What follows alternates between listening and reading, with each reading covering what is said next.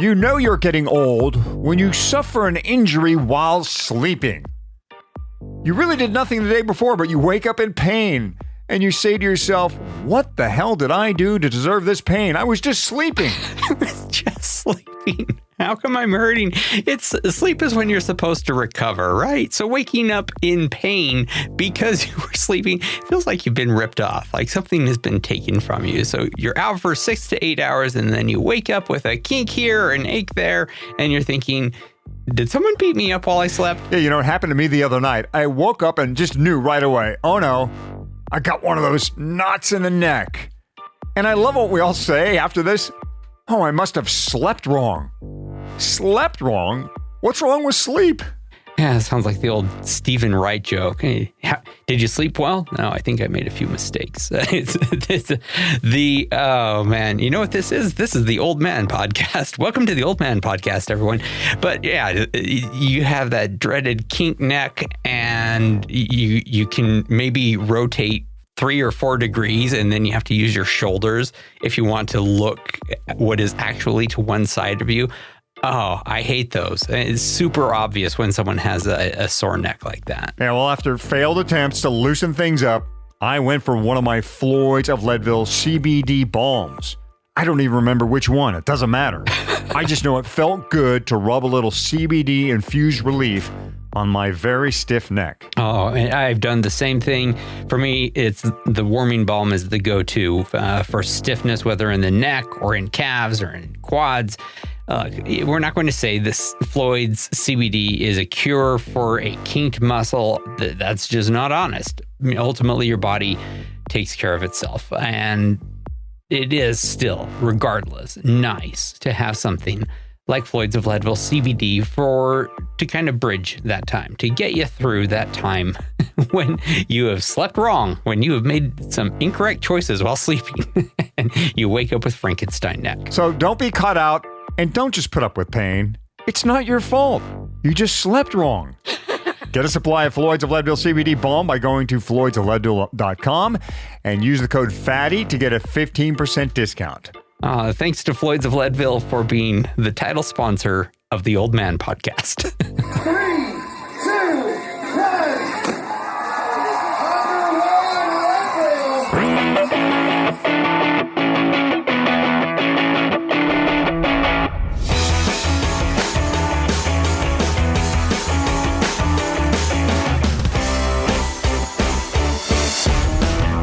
Leadville, the podcast for the 100-mile mountain bike race presented by Floyd's of Leadville. This is season 4, episode 12 of the show that breaks down, builds up, gets you ready, and freaks you out for the highest and hardest one-day mountain bike race in the country. I'm Michael Houghton, Heidi to most.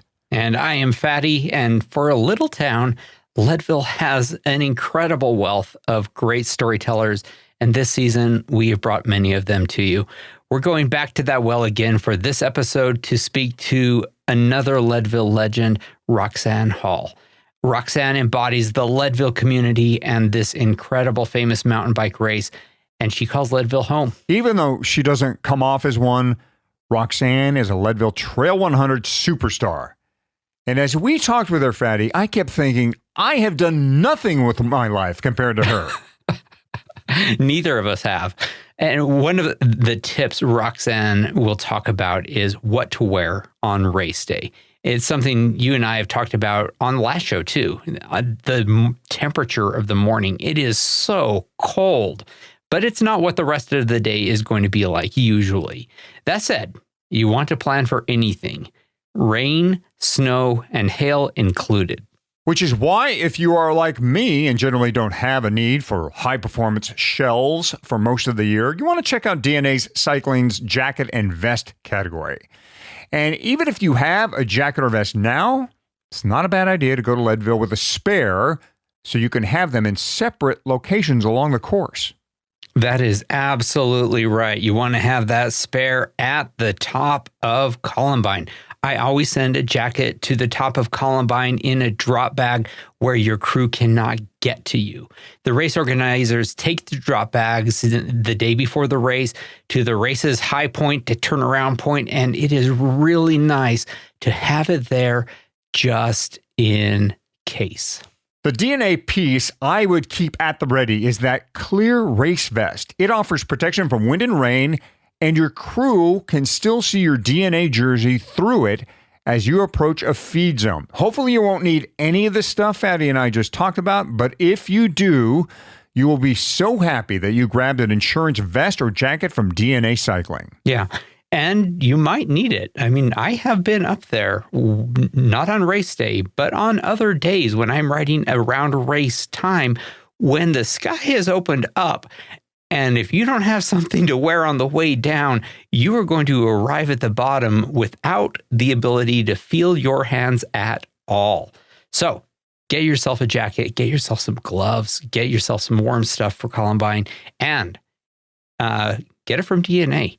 And while you're at it, design a custom kit for the race so you stand out of that crowd, that 1,800 people. Check out all of DNA's jackets, their vests, and their custom apparel at dnacycling.com. Well, we talked about waking up with a sore neck and how that can be such a bummer. We said so at the top of the show there. Well, that's nothing compared to what our guests must put up with on a daily basis.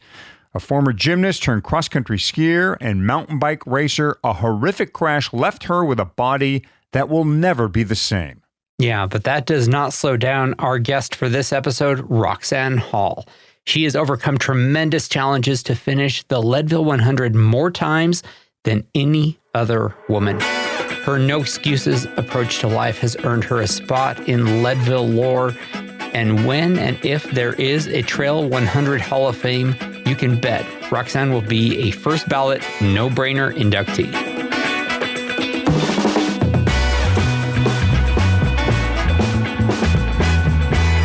Roxanne, thanks so much for joining us. It is such an honor to have what I will say is one of the true icons of this race joining us for the Leadville podcast.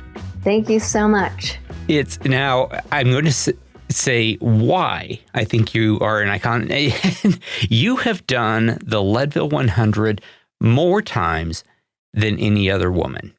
And that is not a small thing. How many times have you done the Leadville 100? Technically, I have done 18. The very first time that I did it, I did not come in under 12 hours, but I did finish. So actually, it would be 19 for me this year, but they don't count that first one. So we'll say 18. All right, so 18 official finishes, and that kind of brings us to the question I honestly don't want to ask, but feel like I need to. Are you going to be able to race this year? My big goal right now is to get well enough that I can do the race this year. Right now, I am very hurt and I'm on crutches and non-weight bearing for another 2 weeks. So it's going to be marginal, but I have hope. So we better back up. Not everyone's going to know why you are on crutches right now. And this ties back to, I swear I've talked about, for one reason or the other, the 12 hours at Mesa Verde, almost every episode this year. And you and I were going to meet and talk there, but we never did. Tell us what happened. So the day before the race, I did what I always do. This would have been my 14th year to do solo. It's one of my very favorite races. And I just was not in my mode. And I had a friend with me, so we were going, maybe slower than normal. But there was this one section, and I took kind of a bad line. I just wasn't going fast enough up this huge rock. It's just past the elbow, if you know the course a little bit. But just freak thing, and my front tire hit like a piece of rock on this huge thing, and it just stopped me dead, and I'm falling backwards, and I look to the left, and it's a huge cliff. And I had to get out of my pedal as fast as I could. And I clicked out. I heard my leg. I heard it. It was just super awkward, and my leg broke. And just excruciating pain. And so, yeah. So big surgery later, tibia plateau fracture. I already had screws in there, and from when I was hit by a car in 2008. So I'm now on the mend, but it's a long road. Ouch. Well, first of all, we hope you get healed up. I mean, this is what all of us in this sport it just drives us up the wall. We try to take care of ourselves. We think we're healthy, and then something happens and takes all of that away from you in an instant. Of course, we heard the story first from you, and I think a lot of folks who followed this race probably got to know you first in 2009 when the Race Across the Sky movie came out. In fact, I think you're the only person I can think of, Roxanne, who have made two appearances. Both have made both movies, both the Race Across the Sky movies. So you got quite a little IMBD thing going there. Any other cameos we should be aware of? Any other part of your movie career we should know? No.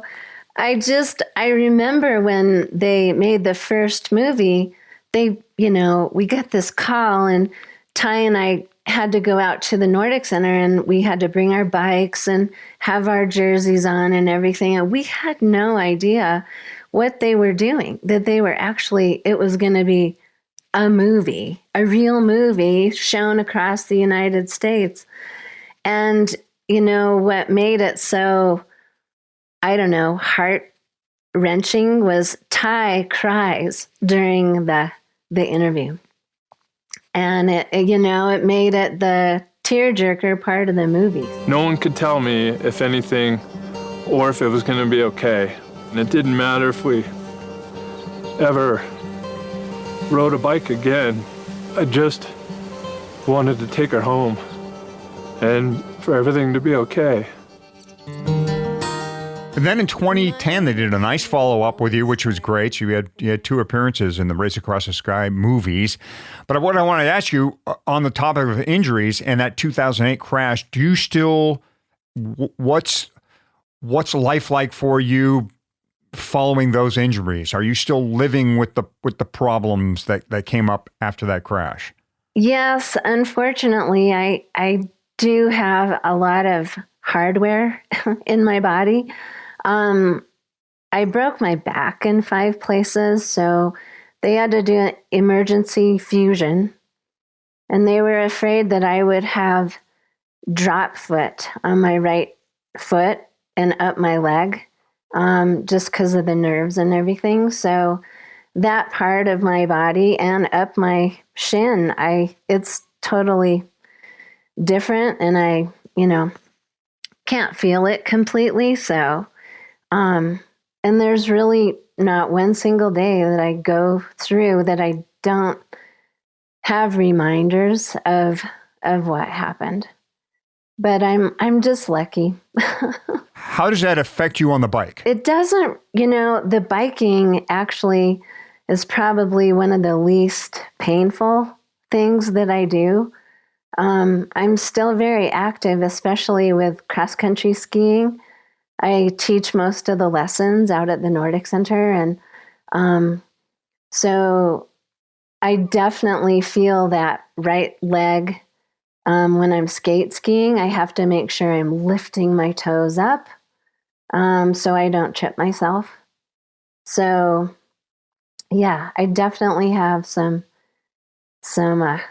residual pain and, of course, memories. And that brings us to something that I did want to ask you about. With your current injury, as well as this massive car wreck, well, not car wreck, the car crashing into you.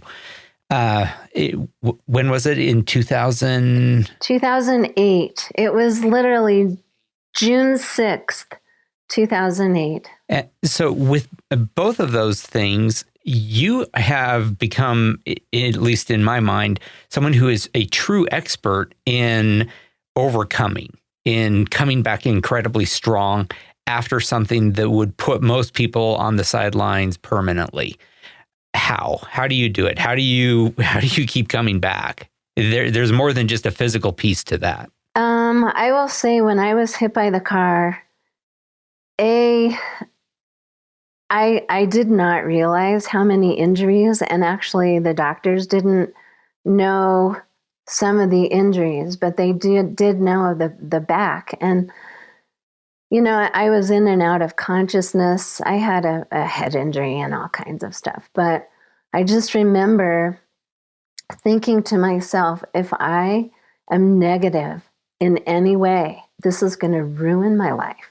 I have to face up to it. I have to, and at that point, I thought, oh my God, I'm going to have to learn how to sit ski. I'm not going to be able to walk. What if I'm paralyzed? What if I'm, so all these things were going through my mind. And I thought, I just have to be positive. That's all I can do. And, it took me over a year to come back to the mountain biking after my accident. And I worked so hard with the physical therapy, and I'm doing the same thing right now. I'm trying to work and stay strong, and just because I love sports, and I especially love mountain biking. I just love it. So, whether I race or not, I'm going to get back on the bike. It's easy, too, for us to get mad at our sport because while it gives us so much, it's the thing that sometimes lays us up, too. We fall, weird things happen. Sometimes they're in our control, sometimes not. Roxanne, where do you think you get this? Is this something that's inherent? You were born with it? Did Leadville teach you this lesson that you got to stick with it? Where do all those motivating factors come from? My mom and my dad were both very athletic. My mom was one of the only women in the nation to be a pro patrol director. So, I grew up skiing, whether I wanted to or not. I raced alpine and Nordic, and then I was a gymnast. So, that was a very dangerous sport. I almost went to college on a gymnastics scholarship, but then I decided, it's so dangerous, and I always have all these nagging injuries, so I'm going to ski. And my mom, she was tough as nails. She wasn't fast on the bike, but she taught me how to ride a bike. We did the first Ride the Rockies.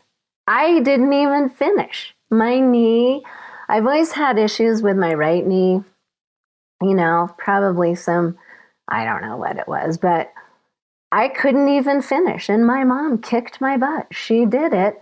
And then she did the next 6, Ride the Rockies. And my dad would just follow in the car. And so, I think it comes from my mom and my dad. My dad rode the rodeo circuit. He rode bucking broncs for a long time as a young kid, so both of them. And then I'm married to this incredible athlete, Ty Hall. So I can't be a crybaby too many times, Well, you're a poster child for the Ken Klober speech then. He should just point to you and go, look, right over there. That's all you need to look at. I know he gives a lot of, great drama at the gym every year, but he should just point to Roxanne Hall every year and go, look, that's all you need to know right there, So it's no wonder your mother's in the Sports Hall of Fame for Leadville. I mean, sounds like she was dynamite in just about anything she did. And gymnastics, probably a good choice to get away from that sport. A lot of jumping and crazy stuff there. Yes, right? Yes, that's true. So tell us about, Leadville again. You were hoping to go for your 19th this year, 18 finishes. Let's talk about finish times real quick. So what was your fastest time?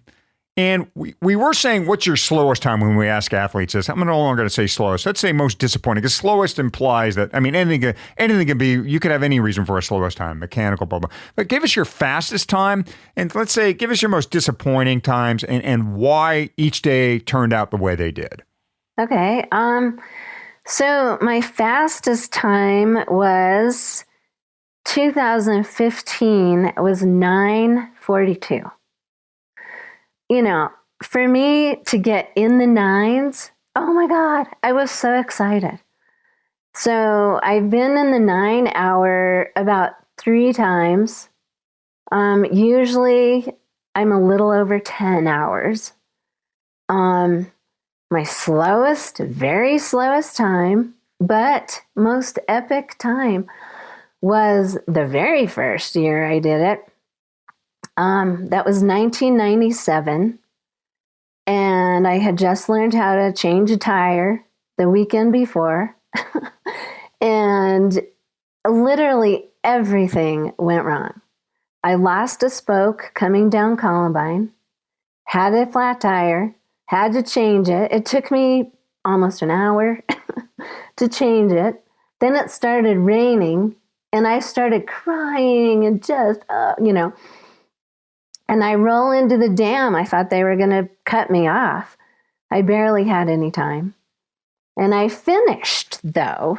I really had no choice. I just had to go home, I was like, nobody's out here. And that was back in the day. There weren't that many people in the race. And literally, I'm riding by myself the whole day. There's nobody around me. Ties finished, changed, and I roll into the finish. It's just dumping rain, and the only people at the finish, Ken and Mary Lee, they were there. My mom and dad were there. Ty and a handful of friends. Everyone else had gone home. And Ken and Mary Lee, it was such a sight. They put a finisher's medal around my neck. And I didn't get a belt buckle because my time was 12:54:03.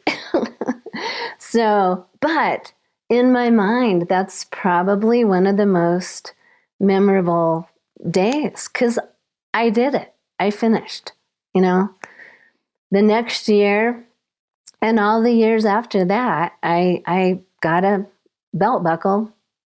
It was super exciting, and it still is, So this year, I don't know, man, if I could, that's what I told Ty the other day. I said, what if I could get well enough and maybe if I finish at 11:58 or 59, they'll count it.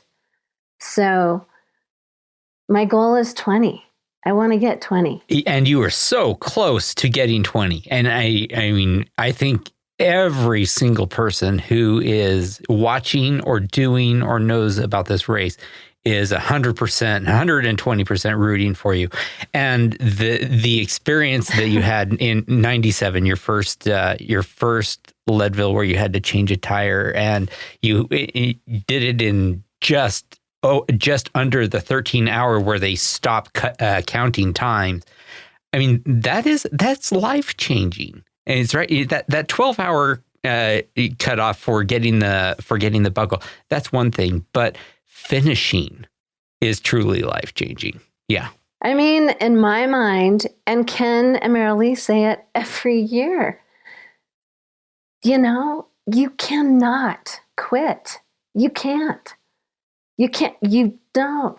It's not an option, And I have felt like it many times. Like I remember one year coming up the boulevard, just like barely pedaling my bike. Oh, I knew I was going to finish, but I just wanted to just get off my bike and walk and, but what are you going to do? You got to go home, you got to do it. So they should put that on a t-shirt. What are you going to do? You got to get home. You just got to go home, That is so perfect. So you are going to be, and let's just not even have any other question, but that this is going to happen. You're going to be the first woman to do this 20 times.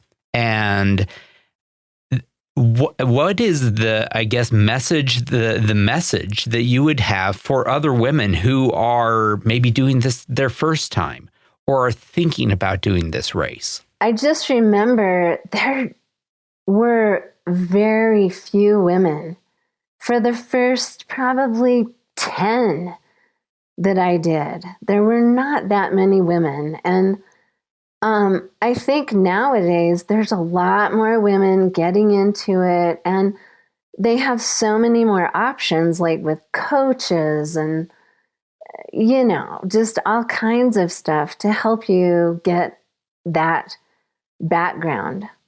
But in the end, even if you have the best coaches and the food and whatever, it all comes down to your heart. Where's your heart? Do you care about it that much? Do you want it? You just can't quit. And that's, every single person who does it, even the pros, they have very low points during the race. But then they might feel super good, for a couple hours and whatever. So you just have to anticipate that you're going to go through a lot of highs, a lot of lows during the day. And you can still do it. Yeah, that's a fantastic message for everyone, woman or man. That is absolutely true for everyone. We all have our moments of elation during this race, and we all have the big, what am I doing here moments during the race. So, oh, yeah. Yeah, absolutely. Let's go back to your times there, Roxanne. You've spanned anywhere from 9:45-ish to, the late 12s there. What have been the difference makers for you? What are the spots for you, besides the mechanical, like the stuff out of your control is out of your control. The stuff that you can control, what were those spots you thought, that's an aha moment? That's a Leadville aha moment for Roxanne Hall. What were those things? There were 2 of those years that I had a friend, Lisa Isom. She is a pro athlete, and she helped me with some of my training. She just gave me some workouts, strength workouts. And this was, shortly after my accident. And, but that was only for 2 seasons that I had someone kind of helping me with my workouts.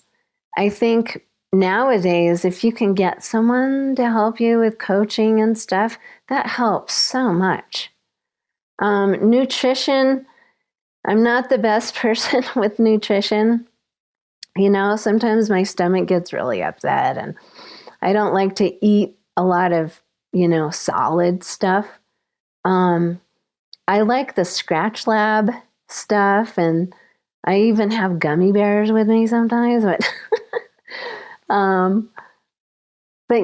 people need to figure that out for themselves, So all of those things matter. And then, of course, knowing what is coming up on the course. So I usually help with the camp.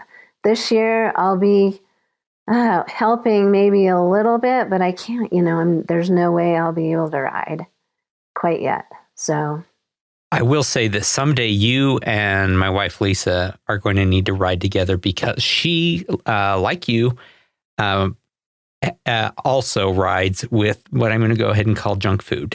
Your gummy bears would be matched by Lisa. Always has a bento box on her bike, full of Swedish fish, always. So nice. Whatever works. I mean, some people eat really weird stuff, but and it's like whatever works for you. But you have to figure that out. I had 2 requests at, I think, Twin Lakes for my feeders to have there. I wanted a cinnamon roll. And then I think inbound, I asked for something I called the Elvis, which was a peanut butter banana bacon and honey sandwich. Whoa. Nice, huh? Nice. You can start feeding people that up at the Nordic Center if you like, the cookhouse. So you have done, in addition to the Leadville 100, you have done the Transalp in Europe, the Trans Rockies in Canada, and La Ruta in Costa Rica. How does Leadville stack up against those three very famous and very epic races? I mean, obviously, those races are, the terrain. I will say La Ruta, nothing compares to the steep hills of La Ruta. I mean, when I say steep, we're talking, they have to pave those roads and they have like little notches in them for cars to go up. So you're like paperboy type of stuff. It's that steep. La Ruta is like raw, you're going through rivers and there's crocodiles and there's, monkeys and like, towns that never see tourists. And so that has been an adventure for sure. The Trans Rockies in Canada, super difficult. Oh my. Yeah, but what an experience. And then of course, the Transalps, it's beautiful. Just, cows and with the big bells and oh my God, but super difficult terrain. So we've had some huge adventures and it's just been so awesome. So where does that put Leadville in that peg? I mean, did we pick out the three hardest or four hardest, including Leadville? And where would you slot Leadville in that foursome there? It's so hard to compare them just because they're all different, Leadville is especially difficult because we are at such high altitude. I mean, people don't realize it's like, now I was born and raised in Leadville, so I'm very used to the altitude, but we get people from sea level that'll make you sick, So it's just, they all have their unique hardness to put, and Leadville is just like that. And it's such a long day. How's it going, Roxanne? It's good. I'm having a good day. Rebecca Rush is the queen of pain, and I would say Roxanne Hall is the queen of pain won't stop me.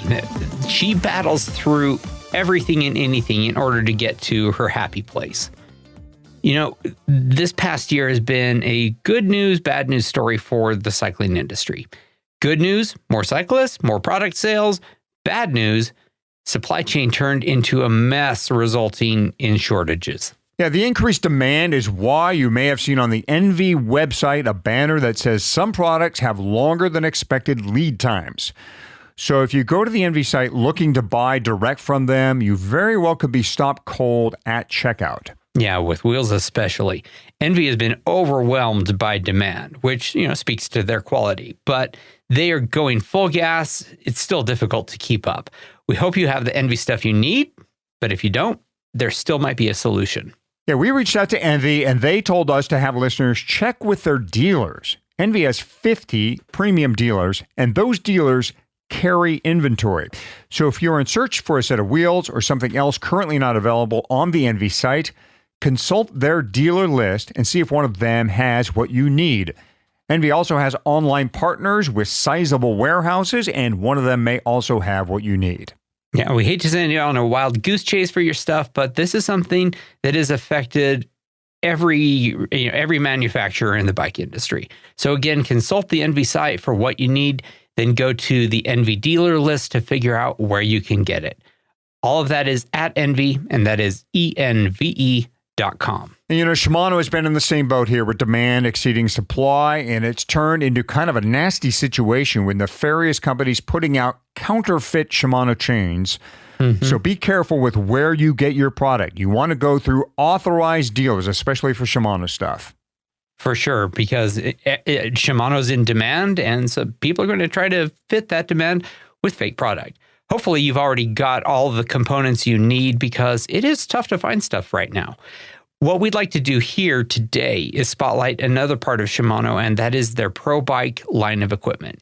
Anytime I'm on a bike, road, mountain, or fat bike for that matter, I choose the Pro Griffin saddle, and it has been just what I need for long rides, short rides alike. And for things like Leadville 100 and for more. I've actually done the 25-hour races on the Pro Griffin Hottie.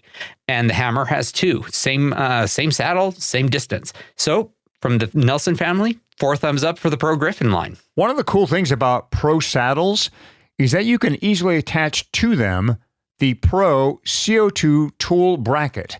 This accessory makes dealing with a flat much easier. The bracket holds 2 CO2s, a tire lever or 2, and a tube. But it's not a bag. Your flat repair kit is not hidden in a zipped up enclosure. It's actually attached right there on the saddle, easy to get to. The tube is held in place by a Velcro strap. The 2 CO2 cartridges thread into the bracket, making them easily accessible should the dreaded ceiling-defying flat occur. Yeah, it is a terrific, minimalistic, light setup. And it is the kind of race day accessory that can truly save your day. Like if, suppose you have a flat coming down the power line and you want to get to your flat changing equipment fast.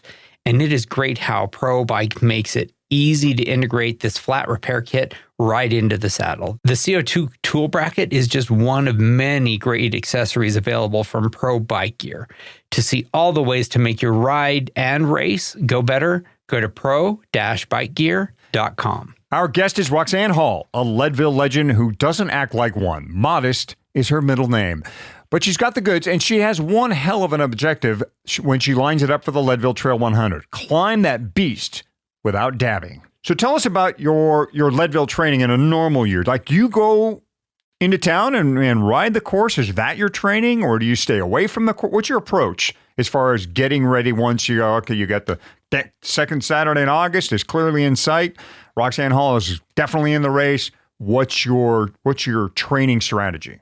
I usually ride some of the course, here and there. Especially like Columbine, Ty and I'll go and do it maybe one time or something like that before the race. Now, if I'm helping with the camp, that's like 3 days, you do the whole entire thing. But normally, most of my training rides are shorter and they're close to home. And I love the east side. Now we live on the east side. So, I just go right out my door and go up and do the elk run. The elk run is probably my favorite ride because it has that really cool jump in the middle. I don't know if I should be going off any jumps right now, but maybe sometime again, because I always, I love stuff like that. So that brings me actually to some hardware questions. Hottie and I can't help it. Do you ride a hardtail or full suspension? And for as a pretty small person like yourself, what pressure are you running your tires? I definitely have full suspension. Can't do hardtail. Oh God, no, not with my back and everything.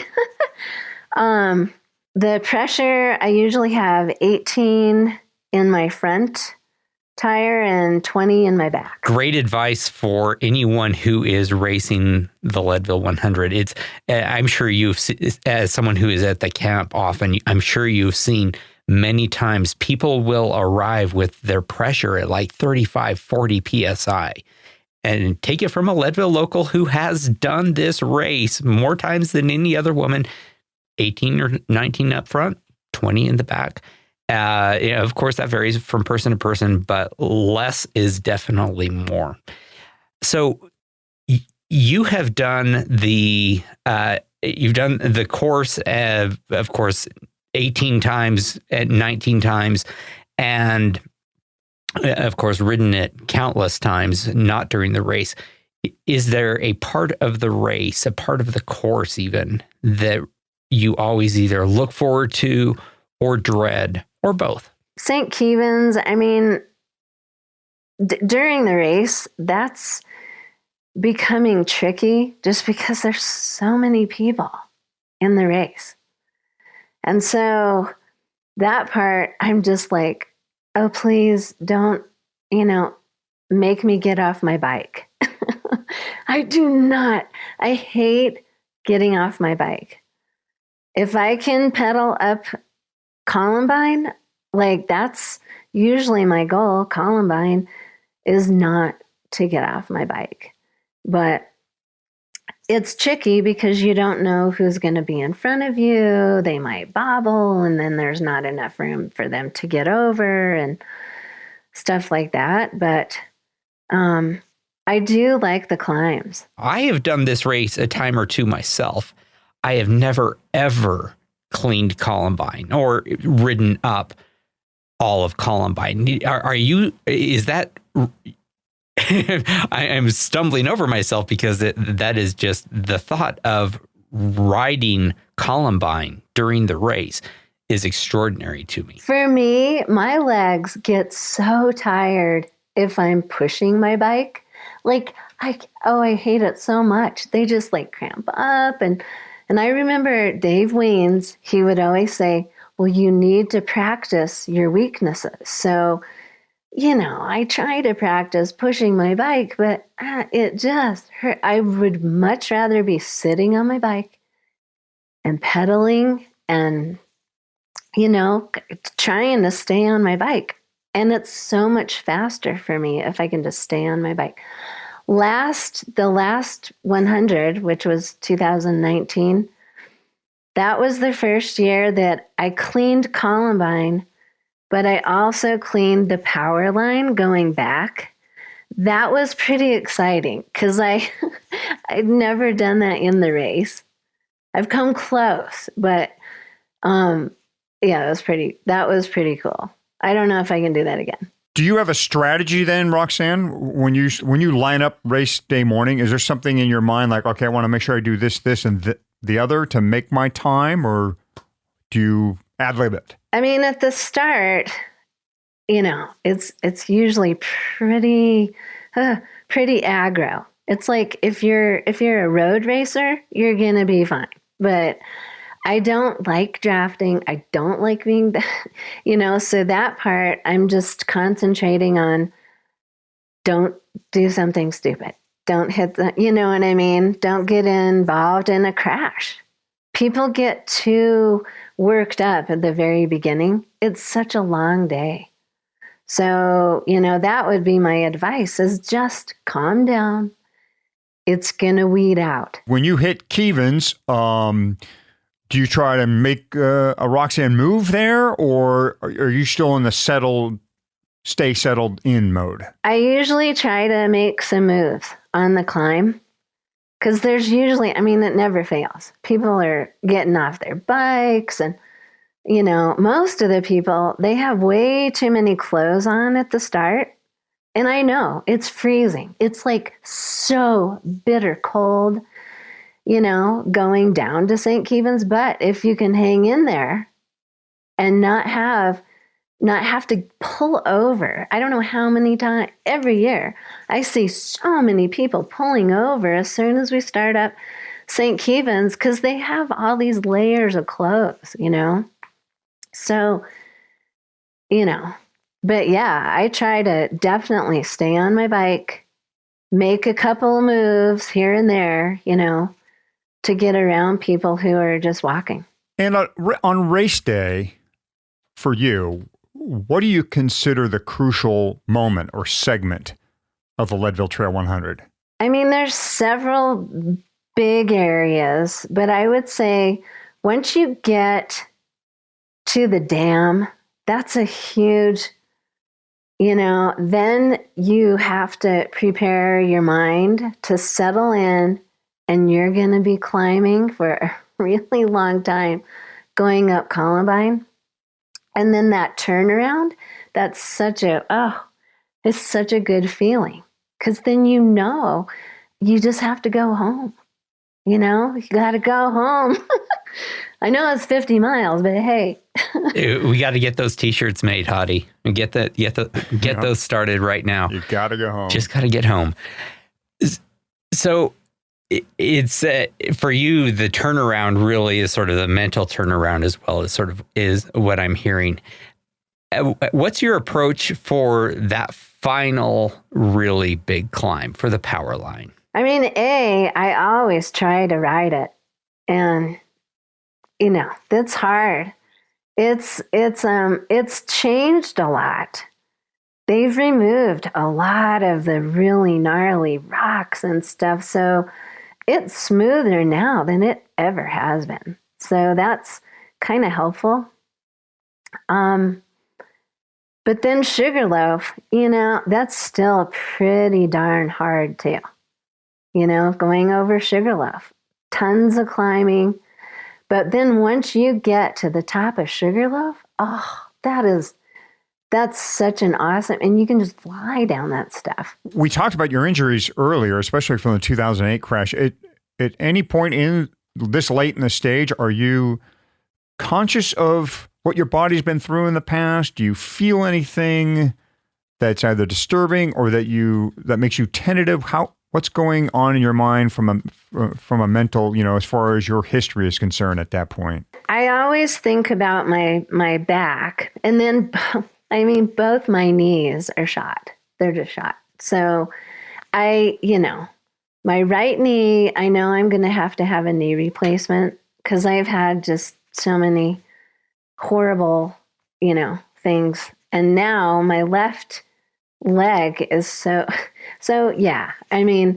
This year I'm probably going to be thinking about, some of that stuff. Descending though, it's like you can't, You can't be too tentative. Almost always speed is your friend. If you're like, whoa, braking too much and that's when you screw up. That is absolutely true for me. It's when I'm tentative that I tend to have the most problems. Our wheels are meant to roll. That is absolutely true. So tell us a little bit about your day jobs. And you have more than one. You are an artist, and of course you are co-owner, manager of the Nordic Center, the ski, the yurt to yurt setup that you have. I went to school for art. So I was the art teacher at the middle school for 10 years.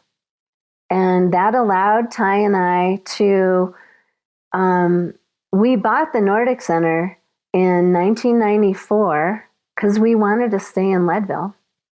And it was a trailer. That's all it was. A trailer and a few of the trails. And then the next year we started the cookhouse.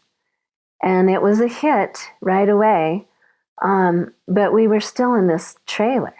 And then finally we got permission from the Forest Service to build the building, which is now the Nordic Center. And so, it's just been this journey. And nowadays, I teach most of the lessons for the Nordic skiing. I also bake the cookies. I created Roxanne's cookies the first year of the cookhouse. Like you said, you studied art and French at Western State College and University of Wyoming, and you combined the two to create something called, and pardon my French here, Ange Gardien du Vélo. Did I get that right? Yes. What is that? It's Ange Gardien du Vélo. Bonne chance. I need a French teacher. Ange Gardien du Vélo. Bonne chance, which is good luck. But tell us about that. So this part of my accident, it was weird, kind of, to me, because I've never felt so, I don't know. I had a dream. I literally had this profound dream weeks after my accident. And it was this design, and it was all in French. but it means guardian angel of the bike. One of the trauma doctors who was taking care of me, he literally told me, he said, this is a miracle that you are alive. You know, most people would have passed away being hit the way you were. And so I don't know, why I had this dream, but I just felt compelled to make these little necklaces. Initially, I started making necklaces for my girlfriends who continued to ride. And so when Ty saw me making these little necklaces, he was like, what are you doing? And I said, Ty, I don't know why, but I just feel like if I could have something to give to my girlfriends, so I don't want anyone to get hit or to go through what I've gone through. Not like I have any power, but something is compelling me to do this. So, and Ty literally looked at me and he said, I need one. I want one. So I started making these little, and it's a shrinky dink. So, and that's one of the most fun projects that I would teach in school. We would do it as a recycling project.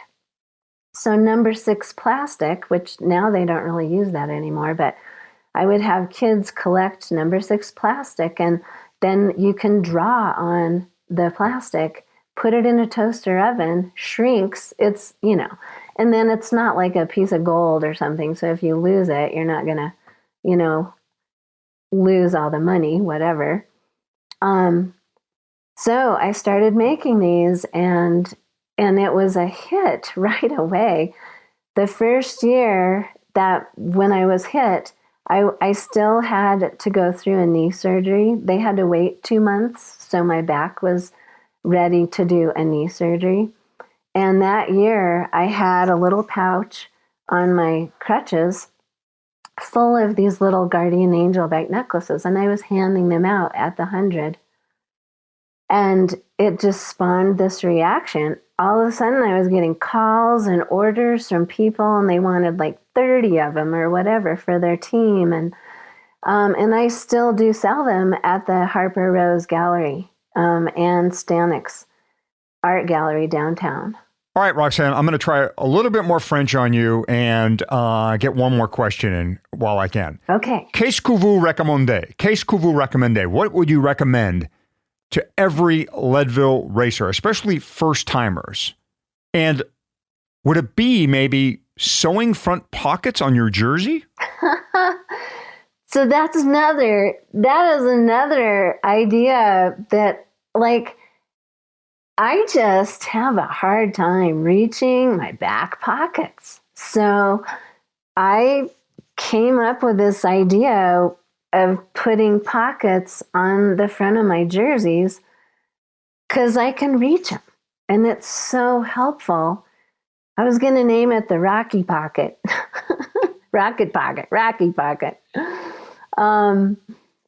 But yeah, I have all of my jerseys. I, use old jerseys or scrap pieces of fabric to put on the front of my jerseys, and it totally helps. And then how about for every Leadville racer, newbie or not? What is Roxanne Hall's number one piece of advice?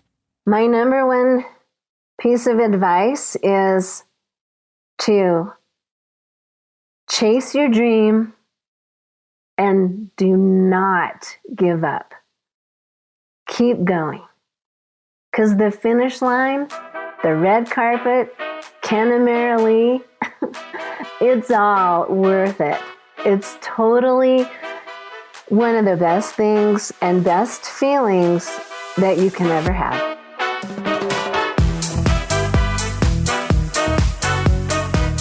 Yeah, if you would like to check out or buy some of Roxanne's Bike Angel jewelry, it can be found at harper-rose.com. We heard from Roxanne on what she likes on the bike when it comes to fuel.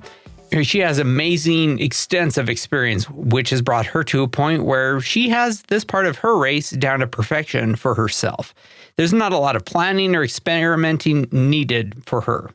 Just go with what has worked for years. The rest of us probably need to put more thought and practice into our fueling strategy. And as we enter the early days of summer here, our choices should be fairly narrowed down by now. Yeah, we're getting to a point where it's time to start making some race day orders from the feed, especially your drink mixes.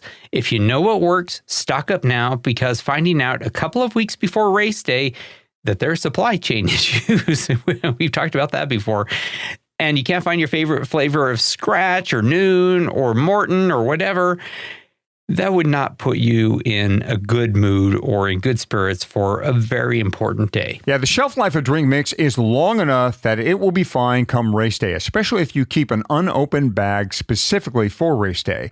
Bars are generally a baked product, but they should be okay as well. You know, I have opened up one or two of them, and they can get a little tough, so freshness can be a thing with a bar, but again, they're probably going to be fine if you order them right now. Yeah. And as for gels, again, grab your favorite flavors now from the feed. Same thing as drink mix. You want your trusted flavors on hand for race day. Yeah, so stock up now so you have what you want, and your best bet is by using the feed. And for a 15% discount, use our URL. That is thefeed.com/Leadville. Let's go ahead and wrap this episode. Big thanks to Leadville legend Roxanne Hall. Yeah, merci beaucoup, Roxanne. And also, big thanks to our listeners who have joined us on social media. Fatty's on Twitter @FatCyclist, and I am on Instagram @Michael Houghton. Of course, we're both on that Facebook Leadville 100 Mountain Bike Participants page. Yeah, if you want to have a conversation, though, join our Slack channel. You'll find a link to it over at Leadville100podcast.com. If you have any questions, ask them. Hadi and I will get to them, or one of the other members will as well. If you like this show, go to wherever you listen and give us a 5-star rating and write a review. Now, it seems like Apple Podcasts is behaving properly now, but to see all the ways you can find this show, it's pod.link/Leadville. Good luck in your training, everyone. Thanks for listening, and we'll see you real soon at the 2021 starting line. You know, my body has changed permanently, and some days I get really upset about it, but I just have to focus on the fact that I am alive, I can walk, and I can still ride my bike. Okay, here we go. Go get it, girl.